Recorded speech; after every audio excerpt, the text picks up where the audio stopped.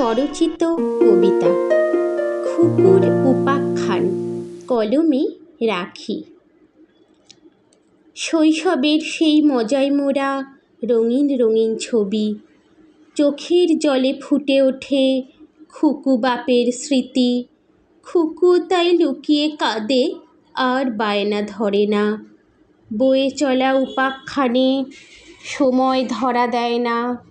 বিশ্বজুড়ে খোকা খুকু বাপ মায়ের মাঝে শেকড় ছেঁড়া নারীর টানের জলছবি বয়ে চলে।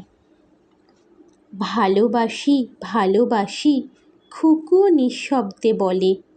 বাবা আজও ক্লান্তভাবে খুকুর কথা ভাবে। বাবা বলেন, খুকু এখন ফিরেও দেখি চাস না।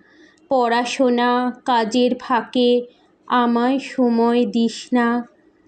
অবসরে ঘরের পরে অপেক্ষাতে থাকি। দিনের শেষে বা দিনের মাঝে একটু আলাপচারি। সেই শৈশবে কাজের শেষে তোর আবদার বায়না। ছুটির দিনে কাজের শেষে চিড়িয়াখানায় আড্ডা। রবিবারে মাংস ভাত আর বিকেলে পার্কে পারি। দুর্গাপুজোয় নতুন জামা, লিপস্টিক আর চুড়ি। এখন খুকু অনেক বড়, বন্ধু বান্ধব চ্যাট। হপ্তা ভরে এলাম আসি এইটুকুই ব্যাস। আগের মতন কেন খুকু দৌড়ে কাছে আসিস না? আঙুল ধরে কাঁধে চেপে বায়না কেন ধরিস না? সময়ের ভারে নুবজো আমি আশায় বসে থাকি। খুকু আবার দৌড়ে এসে বায়না ধরবে নাকি?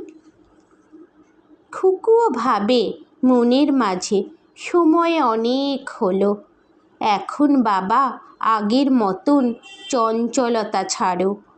বহু বছর আদর সোহাগে বড়বেলার প্রান্তে এখন আমার দায় দায়িত্ব জীবনভর থাকবে।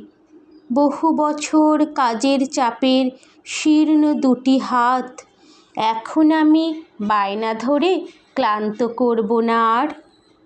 খুকুও ভাবে মনের কোণে শৈশবের সেই কথা।